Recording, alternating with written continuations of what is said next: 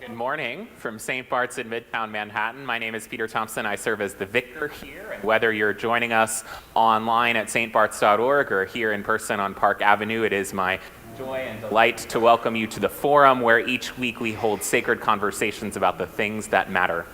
And this week, we're delighted to have with us Peter Coy. Peter Coy is an opinion writer for the New York Times, where he explores topics related to economics, business, and finance. Before joining the Times in 2021, he was an economics editor at Bloomberg Business Week for over 2 decades. Peter, thanks so much for being here. Thanks for having me here. It's a very warm and inviting community. And today, our topic is thorny questions raised by charitable giving, which is taken from one of your newsletters on December 26, 2022. Before we tackle those thorny questions, or some of them at least, I wonder if we can start with a basic one. What is your definition of charity, and what role does charity play in our society and in our economy? I didn't try to kind of go back to the etymology of the word caritas, and I was using it more in the economic sense of donating money without expectation of getting something back. So the kind of way the Internal Revenue Service might define charity. So not the way the church might define it. And because after all, it's an economics newsletter. So yeah, it would be in-kind giving, service, donations of books, used cars, but primarily money, and to not-for-profit organizations. And that was the, it's a huge segment of the U.S. economy, not to be ignored, even though it has a different set of motivations. And what role does it currently play in our economic system? So there are certain functions. We can dive right into the substance of the piece. You have your public sector and your private sector. Certain things, as I got into the article, people were telling me are probably well performed by the public sector. For example, Social Security and Medicare, hundreds of billions of dollars go out to people every year for those programs. Probably pretty unrealistic to imagine that you could just get rid of those and count on alms, the way we did, for centuries. Then there are other things that are probably better suited for the private sector. And that would be ones where there's more one-to-one relationship. People you know, or people you don't know, but people that you want to help kind of more directly in ways that go beyond just sending a check. You quote Bernie Sanders in that one newsletter as saying, "I don't believe in charity." That's fascinating, yeah. Yeah, so you want me to elaborate on that? Yeah. This is when he was, I think he might have been mayor of Burlington at the time, maybe in the early 80s, if I have that right. And he was a socialist, and socialists, going back to the issue of public versus private, lean towards the idea that the public sector should take care of a lot of things. And why should people have to fall back on the mercy of others for something that should be their right as citizens? That would be the classic socialist argument, to each according to his ability, from each according to his ability, to each according to his need. Just supply the needs. And that if, in a way, relying on charity sort of lets the government off the hook for a responsibility that should be his. That's Bernie Sanders' argument.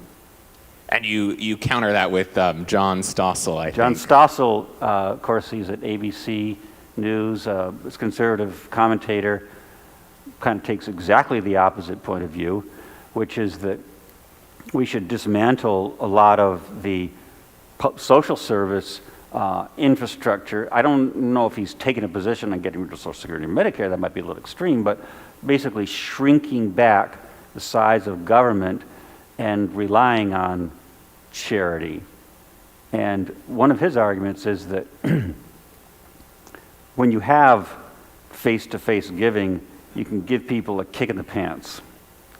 That if it's a check, then people become reliant on those checks.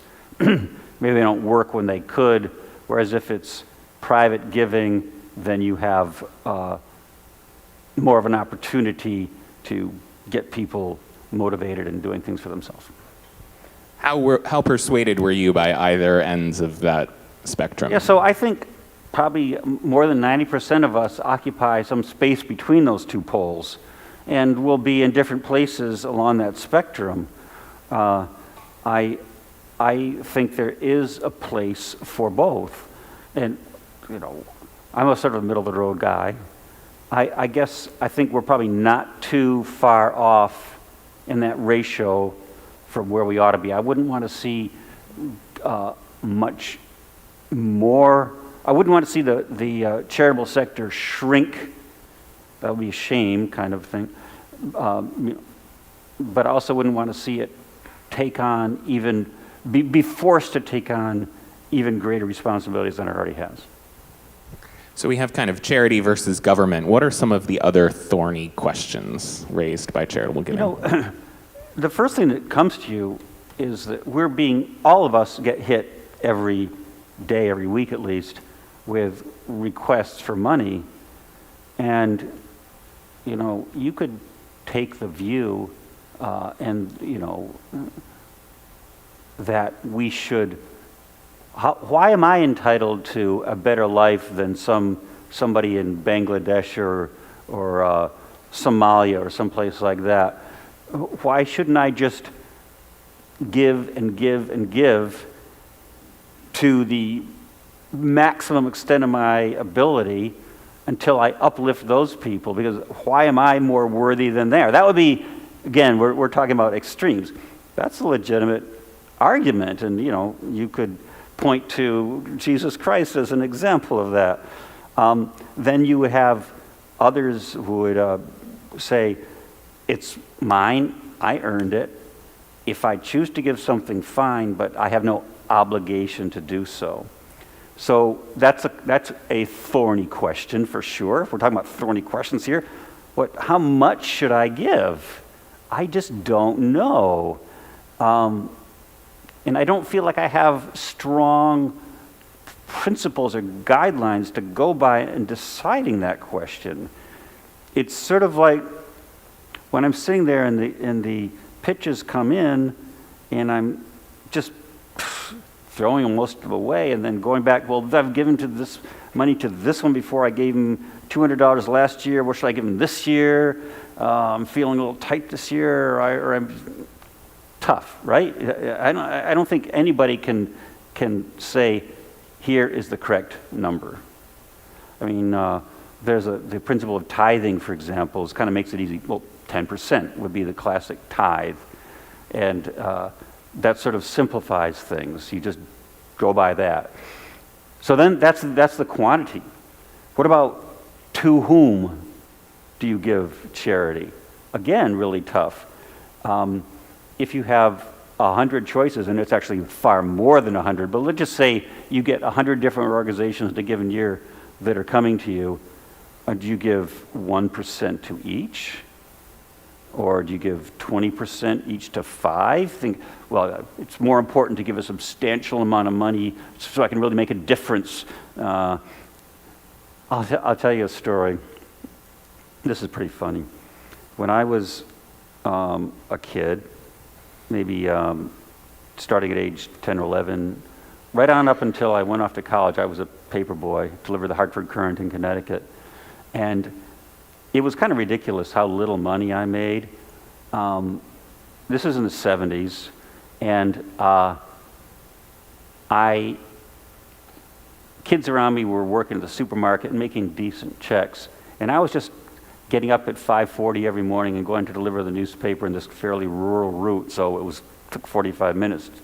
and I was getting paid $8.50 a week. And I was giving money to the Rockefeller Foundation. Like, what? I remember this mostly, I don't remember sending the money, but I remember getting all their colorful brochures, materials. Here's what we're doing with your money. Like, that's my money, baby.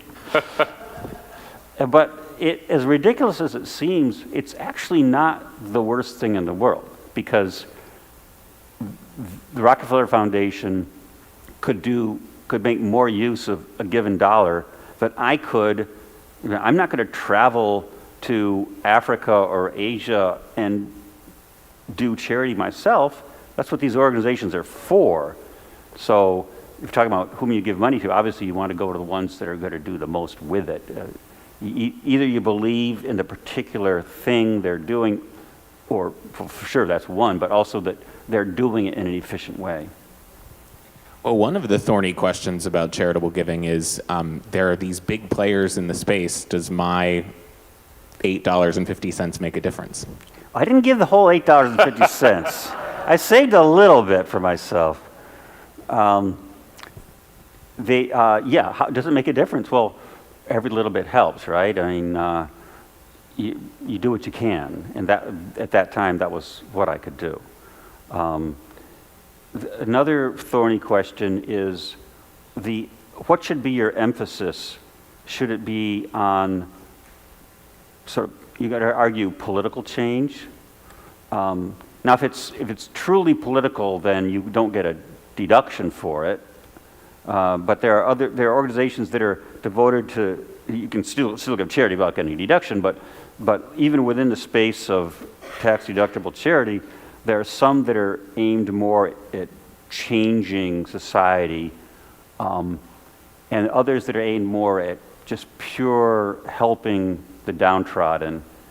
And it's the classic case of, do you teach a person to fish, or do you give the person fish? And the classic answer to that is, well, of course you teach the person to fish. Wouldn't that be obvious? That way the person can go feed him or herself. But even that's not always the case. I give the example in the piece. What if there are no fish nearby? Or what if the person is on the point of death from starvation? He or she needs food right now, not like maybe, get a trawler someday. In a more recent piece, you talk about an organization called Give Directly, which gives these unconditional cash transfers to those who have very little. Can you talk about that approach and its pros and cons? Yeah, I'm glad you saw that. That just came out pretty recently. And so Give Directly was started by a bunch of grad students in economics from Harvard and MIT. And the idea was to give money with no strings attached, so-called unconditional cash transfers. Several reasons for that. One is that it eliminates a lot of overhead. Just get the money out there. It's become easier to give money directly now that more and more people they can get money on their phones, like M-Pesa in Kenya is an example of that. But then more directly, it's like people can then use the money for what they need it for, rather than what you think they need it for. So it's less intrusive, less controlling. The argument against it was always that you shouldn't do that because they'll just spend it on cigarettes or alcohol, or they'll stop working because they'll just sit back and live off the money you've given them. So there have been a lot of trials of this, and I found that doesn't happen, actually. People are pretty good about using the money wisely. There's a second question, though, is there's pretty clear evidence that it does relieve some of the worst symptoms of poverty, like starvation, right? What is less clear is whether it can the money needs to be ongoing, or whether kind of giving the people that lift can get them to start thriving on their own. And I see contradictory evidence on that point. When I talked to one of the founders of Give Directly, he, Paul Niehaus, I think his name is, said, yeah, he can point to academic studies that do show lasting benefits. And they use randomized controlled trials because, after all, they were grad students. So the idea is, randomized controlled trial, probably everybody knows, but you take a population and you randomly assign some people to get the aid, and then others are in the control group, and then just, if they're randomly chosen, then should be identical on a group level. So the only possible explanation for why there'd be different results is that one got the money, one didn't. And so again, it's not quite as easy as that, but that's the concept. And some studies show there were lasting results. Partly it takes, what do you mean by lasting? Is it lasting for 1 year or 5 years? How long? But one downside they found in one community, I think it was in the Philippines, that the people in a given extremely isolated community who did not get the money suffered. And the idea was, well, the people who got the money were able to bid up the price of food and other resources, leaving less for the others, which is kind of a scary thought. Definitely don't want that to happen. When I asked Niehaus about that, he said he could imagine that happening, but the way to avoid it is probably not to bring these programs into communities that are really disconnected from the outside world. If it's a larger community, then you won't be bidding up the price of food because food will just come in from other places. It's not a set, fixed amount that you're competing over. It gets more complicated than you think it will be at first. I'll just say in general, that's true of so many of the things I write about. I write this newsletter 3 days a week, and almost every time I start in on something, I said, ooh, it's a lot more here than I realized. This goes deep. There are people who spend their entire lives doing whatever it is I'm working on, and they put a lot of time and thought into this, and I've got to try to get up to speed as quickly as I possibly can. Yeah. There's a lot of focus these days on impactful giving. How, as an economist, can you measure the impact of giving, especially when sometimes the goals of giving are more intangible? Right. First of all, I'm not an economist. I write about economics. Fair enough. Yeah. But as an economist would, I think you made a good point just at the tail end when you said it's not always something that is naturally measurable, right? You're trying to achieve goals that can't be quantified in dollar terms. Those no less valid, in fact, in some ways more valuable to perform that kind of stuff, uplifting people, making them feel better about the world, better about themselves. This is cutting in and out, isn't it? I don't know if I should do anything about that. All right, let's keep talking. There we go. I feel like Madonna up here.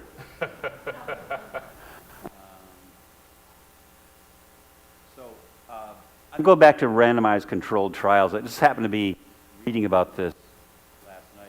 This guy, Angus Deaton, he's the one, he's a Princeton professor, and he and his wife, Ann Case, also an economist, did a lot of the work about how a lot of middle class, lower middle class white men have had high rate of deaths of despair. It's a huge problem. And he wrote a paper about 5 years ago sort of challenging this idea that the randomized controlled trial, RCT as it's called, will give you everything you need to know. Said actually it's valuable maybe as a supplement to other forms of study, but doesn't give you the whole answer. For example, here's a classic case. If you, Bayesian logic, if you believed that a particular intervention was useful, but and you had a lot of reasons for believing that, and then you did a randomized controlled trial that shows that it's not useful, you wouldn't necessarily throw out everything you knew before just because of this one trial. So you need to look holistically at potential for, as you said, impactful giving. Tell us about effective altruism. Yeah. So probably everybody's heard about Sam Bankman-Fried, the crypto guy with the wild hair and the cargo shorts. And he cultivated that look very deliberately to be disarming. He's like, I'm just a bro. Come on, man. Like, I'm not one of those Sharpies who's going to take all your money. Of course, that's exactly what he was. But he reminded me a lot of Bernie Madoff. If you really want to get people's money, act like you don't want to get their money. Act like what you really want to do is give them money, right?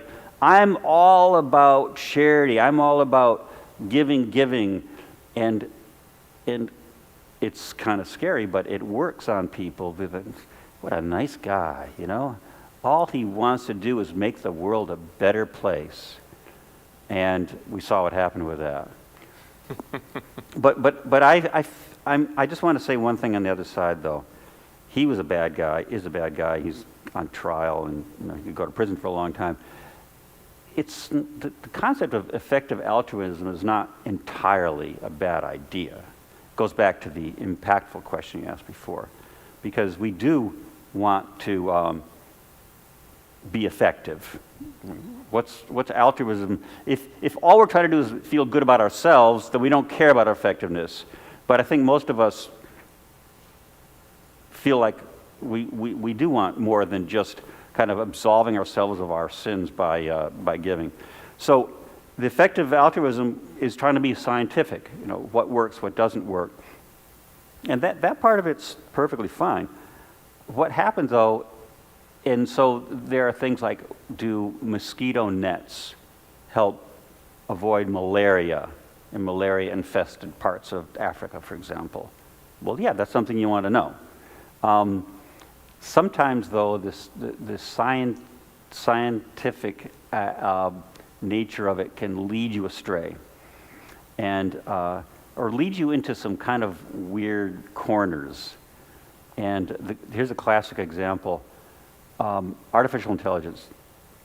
We're all a little scared these days. Anybody who saw the New York Times story about by my colleague Kevin Roos, where the AI tried to persuade him that he didn't love his wife and he should go with this AI? It's like, oh my gosh. So the effective altruists have been worried for a while about superintelligence and whether it could actually destroy the world and wipe out the human species. Literally. They're literally worried about that. And if you think that's a real risk, then it's a greater risk, say, than climate change. Because in climate change, climate change might wipe out 98% of the human race, but there would still be 2% left to propagate, and so 100,000 years from now, there will be plenty of human beings around. Whereas, if every last human being were exterminated by AI, then that'd be much worse because there would be no seed from which to regrow the human species. So mathematically, you must put all your emphasis on preventing these extreme tail events and not worry so much about everything else. And you know, if you're a programmer or engineer, then that makes a lot of sense to you. But kind of for the rest of us, it feels just sort of icy cold. Like, wait, are we really just going to ignore everything else that's going wrong in the world so we can focus on a runaway AI? I was struck by a figure in your newsletter. You said that the percentage of households who give at all has decreased from 66% to 50%. I thought giving had been increasing, and maybe in amount of dollars it has, but in terms of people giving, it's actually fewer. Can you speculate as to why that is? I think it's, Robert Putnam, the sociologist who wrote Bowling Alone, I think it's all a part of that same phenomena. It's a little bit of a disintegration of society. It's very sad. It's a symptom of a much deeper problem that people are turning inward. They may still care about their nuclear family, but they don't reach out to their neighbors the way they used to. This is going to sound like a tangent, but a piece I did at the end of December about my great-grandfather in Manchester, Vermont. I was reading through a book about Manchester, and it listed all the organizations that existed in town starting from 1880 up through 1950. Manchester's not a big town, there may be 3,000 people, dozens of organizations, and it listed for each one some of the founders or key members, and it went on and on, I'm not going to even try to reconstruct all of them, but it was clearly a community, and I don't think Manchester was unique. It just happened to have the data for it. People belonged, and they must have been doing stuff almost every night of the week with some group or another. Some of them were not classic helping organizations. They were more like, might be a musical group or a hunting group, or could be 1,000 different things, but they were joining with their fellow man and woman in some way, and that's what knits a community together, and I think that's what we've lost. People are just watching TV, checking their phones, and withdrawing from sense of community. That's one of the reasons I'm glad I'm here today, because I feel like this is a group that does have a sense of community, and it's like keep that flame lit. And churches are doing their best to keep their doors open and keep their bank accounts funded. Can you talk about, you mentioned religious institutions in the article. Actually, yeah. So I asked people, why did the percentage of people who give go down? And one of the main reasons was decline in religious attendance. Churches and other religious organizations have always been one of the, maybe the main way that people would give. At the collection plate, and if you're not going to church, you're not putting money in the collection plate, has problems, two kinds of problems. One is the people who would have gotten those benefits don't get it, but you, as the giver, lose something as well, and I think that's not as fully appreciated. Blessed are those who give, and that's a real thing, even whether you're religious or not. Any secular psychologist would say the same thing. You gain from giving. Yeah, your column ends with the sentence, "The biggest beneficiary of your giving may be your own soul." How is that true? Yeah, so I got some pushback on that from a guy who, I guess he was an atheist, who said, "Why are you talking about the soul here? You don't need to invoke the soul." And that's a valid point of view. I wasn't even thinking, because I'm definitely not a religious columnist. I write economics. However you choose to interpret the word soul, there are some people who would take it very specifically to mean, the light of God within you, and then others who would think, oh, soul, you just mean your superego or something like that. I don't know. Yeah. What are the benefits to a giver of giving? So I'm talking about I'll leave out the religious side of it and just talk about it just makes you feel good. You feel like you're doing something good. And I think most of us want to be good. We want to feel like we're helping fellow human beings. It's one guy I talked to was one of my college classmates, I don't know if David remembers him, who's made a career out of studying philanthropy and helping organizations that need money, helping them raise money, said, it's instinctive. If you see somebody, a child crying, you're going to go help that child. Even if you don't know that child at all, but help him find his parents. If somebody's falls in a river, you're going to try to help fish him out. We just, it's inbred. And the worst feeling is when you don't do that.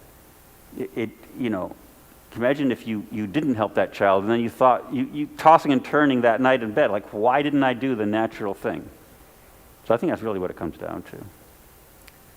You mentioned Jesus' philosophy on giving earlier. Jesus says, give to everyone who begs from you. He also talks about giving up half of what you have in some places and all of what you have in others.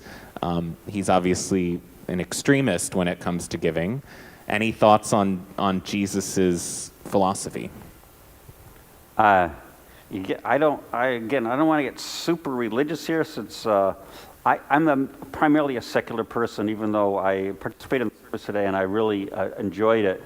I was raised Catholic myself and went to Mass, every Sunday from my first communion until past college. But at this stage, I really see the world more through a secular lens. So I'd be speaking more in a observational way about this than a coming from that perspective. But and we talked about this a bit earlier, like what is the right amount to give? Is it half? Is it all? I have just a little anecdote. This is really not answering your question, but it bears on the question. A friend of mine named Kate lives downtown, was raised Catholic, but she there's a church around the corner from her, and there was a homeless woman who was sleeping on the steps of the church, and the church considered her a nuisance, and they were like taking her stuff and throwing it away every night. And so Kate got into this weird thing where she would like rush around her not so big New York City apartment and find a new blanket for the woman, and then it would get thrown away the next day. And it's like, this is heartbreaking on so many levels. Why is the church doing this, first of all? But also, at what point does Kate need to stop doing this? Because the stuff is like it's not creating lasting value. It's literally being thrown away day after day. Eventually that stopped. I can't remember how the story ended, but I was kind of trying to counsel Kate a little bit over the phone. Maybe this is not really going to work for you.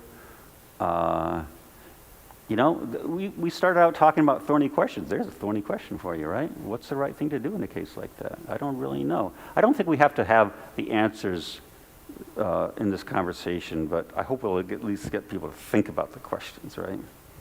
Yeah, it reminds me, in my previous parish, I was the person that if someone came in off the street and wanted financial assistance, they'd talk to me, and there was one specific woman who needed that kind of assistance every week. And the question became, I was a steward of the parish's resources and trying to help those in need, and tried to connect her to resources, but that was difficult too. It's really tricky if someone needs something, but there are all these ethical factors at play.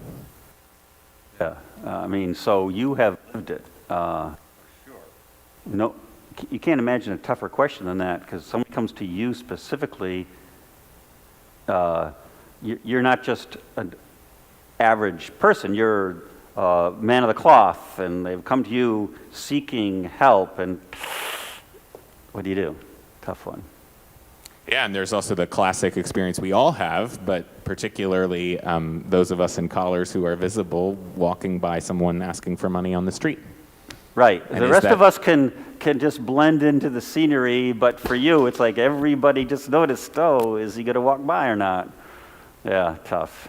Yeah, and in this question of effective altruism, what is the most effective way to spend our dollars when Right. faced with that choice? Right, yeah. Okay, so we now have some time for questions of Peter. I think Jama Tung is going to take questions, and she's an appropriate person to collect them on this topic. So if you have a question and you're in the room, you can raise your hand, and Jama will bring a question card to you and then collect them from you. If you're online, you can put your questions into the chat on YouTube or on Facebook. You can also email me, pthompson@stbarts.org, pthompson at stbarts.org. Okay, so while we're waiting for those questions, Peter, I know you write on more than just charitable giving. What's your impression of the state of the economy right now? We've seen stock prices go up a little more. Unemployment is still low. Where are we going in 2023? Yeah. Here's the questions, by the way. So I've been a pessimist, predicting that we will have a recession, and I've been stunned by the strength of the employment in spite of the rising interest rates. It really sort of defies expectations, but the economy is always throwing us for a loop. It's an extremely complicated and poorly understood machine. So I continue to believe that probably are going to have a recession either later this year or possibly into 2024.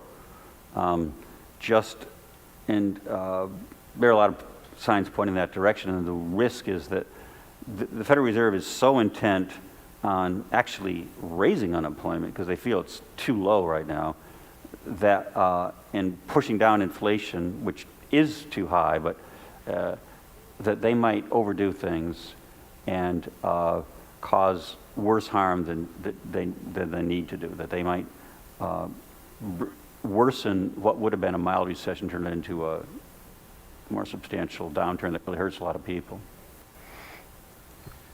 We have a question about donor-advised funds. High net worth individuals are keeping a lot of money there and getting the tax benefits, but those funds have not been deployed. Any thoughts about those funds?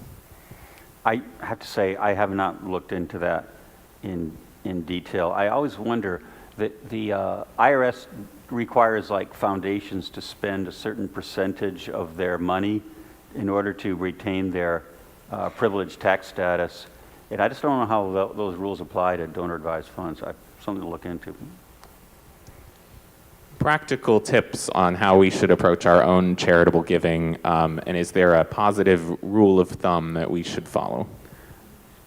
So I got a lot of letters that came in after my piece, and one was that there are things you can do if there's a charity that you give money to, or that you don't give money to, that you don't want to hear from, then you should like let them know, because they're wasting a lot of their money repeatedly sending you pitches that benefit nobody, except maybe the U.S. Postal Service earns a little bit on every transaction. So that's one thing. Get yourself off some of the lists you don't want to be on. You know, once in a while, like, somebody will die and they'll be like, should you give money to a particular charity in memory of that person?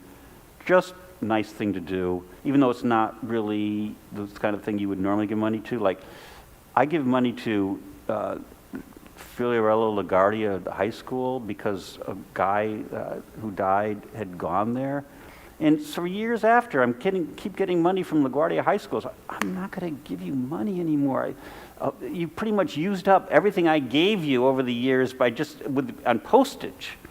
So that was one piece of advice, just try to get off. And then other people said, you know, use Charity Navigator. You probably know about that. It checks on whether organizations are using your money, how much goes to overhead, and so on. The ones that appear most often on TV are not necessarily the ones that are the best users of your money. It's almost like inverse relationship. Surprise, surprise. Yeah. European approaches to giving, how do they differ from American approaches, and specifically when it comes to religious institutions? In some European countries, just as other social services are provided for through your taxes, so too are religious institutions. So the funding model is very different. Right. Yeah, that's a great point. There are some countries in which the churches are a state church, Denmark, or for example, and so some tax money goes to supporting churches. I talked to a scholar in Germany who said, look, Germany has a stronger social safety net than the United States does, and higher taxes consequently. And there are some, I think it's called Stiftung in German, a charitable organization. There are some of these big ones there, but they don't try to do everything that American charities do. And it's just a different mentality. And I wrote that you can't really graft that approach onto America. We're different countries, different traditions, different preferences. So what works there is not going to work here. Different contexts. Yeah. In terms of the objects of our giving, direct needs of the poor versus other, you mentioned the high school, there's universities that have multi-billion-dollar endowments, there's opera companies, there's all sorts of other places where we can give our money. How should we be giving all of our money to the direct needs of the poor? How do we balance that out with other cultural, societal interests? So one of the things I had in that piece that you mentioned from December 26th is they look at what percentage of the giving dollar goes to different purposes from people at different brackets. And they found that the wealthiest people give a smaller percentage of their dollars. They give two things here. One is that they give a lot of money. And one of the reasons that you asked me before about the percentage of people who give has fallen, the total number of dollars given has gone up. That's partly because it's become a more unequal society. The rich are richer, they have more wherewithal to give. And also, the best predictor of whether people are going to give is whether they're asked. And the rich get asked. Why do they get asked? Because that's where the money is. That's why you rob banks. Bad analogy. Sorry, I take that one back. But other people are not being asked as much. I mean, they may get stuff in the mail, but it's easy to throw away. So, but going back to the question of whether you should give money to the opera or the homeless person standing outside the opera, tough one. I mean, it'd be nice if you give money to both.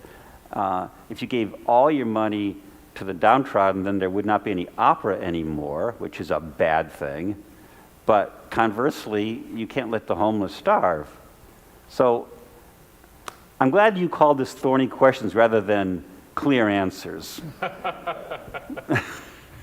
Can you talk a little more about tax incentives to give and how those have changed? I Yeah. know Yeah. that has changed a bit in recent years. Well, one big thing is with the Tax Cuts and Jobs Act of 2017, there are a lot of bad things about that law, but one thing that potentially positive, or pluses and minuses, put it that way, is they raised the standard deduction, which simplified tax returns for a lot of people. They didn't have to thumb around looking for the medical expenses and charity and so on. They would just get the standard deduction. One downside of that is that some people lost some of their incentive to give because no matter how much they give, it's still going to be below that threshold of the standard deduction. And that's another reason for that decline in the percentage of people who are giving. In terms of these big name philanthropists, and there's a giving pledge that some of these high net worth individuals have signed, Yeah. Is there anyone we should aspire to be like? We don't have their resources, but is someone spending and giving their money particularly well? The Mackenzie Scott is very interesting on this. You know, she was married to Jeff Bezos at Amazon, and she got like half of his money, which is a lot of money. And she decided that she was going to just give to people with current needs. So organizations like the Boys Clubs and Girls Clubs got a lot of money.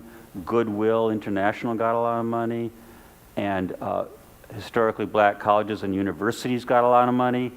These are all like existing groups that have clearly unmet needs and could put the money right to work helping people today. And she's given a lot. You know, she did not need to be a multi-billionaire. It's not like a lifestyle that she required for herself. She gives it all away, leaving herself with $10 million, you know. She'll be fine at $10 million, right? Or whatever the number is. So yeah, I really admire what she's done. We have to end shortly. I wonder if you can reflect on how you make decisions with your own giving. So I used to be on the end of the spectrum, which was like, I want to make change. I want to teach a person to fish. And I still give some of my giving that way, but I also give money to like Children International, where you have a specific child that you're helping. So I'm helping 2 brothers in Guayaquil, Ecuador, and I was assigned that randomly, and then by pure coincidence, we ended up getting to know a family in Guayaquil through my son, college friend of his. So we've been to Guayaquil a couple of times, and one of the times got a chance to meet. I mean, the family we know is rich, and the family I'm helping is very poor, and they live like 4 miles apart. And we met at the offices of Children International. The mother gave me this beautiful box she'd made that folded open, and there were pictures inside and so on. It was such a charming thing, and the boy was so wonderful, and then I ended up helping his brother too. But so I would say I personally like to do a little of both. Some that direct aid where you know you're helping a particular person, but also seeing what I can do to change the world a little bit too. Well, Peter, thank you so much for being here today. Thank you. I really enjoyed it.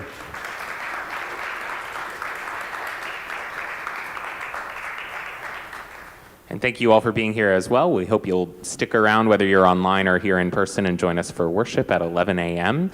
Next week, we'll be off on the forum because the parish will be having our annual meeting in the church at this time, and we'll be back with the forum in 2 weeks, March 5th, the second Sunday in Lent, with the series for March on women's voices in the church. And the Reverend Martha Stern, who's a priest and author from the Episcopal Diocese of Atlanta, will be with us then. So see you then.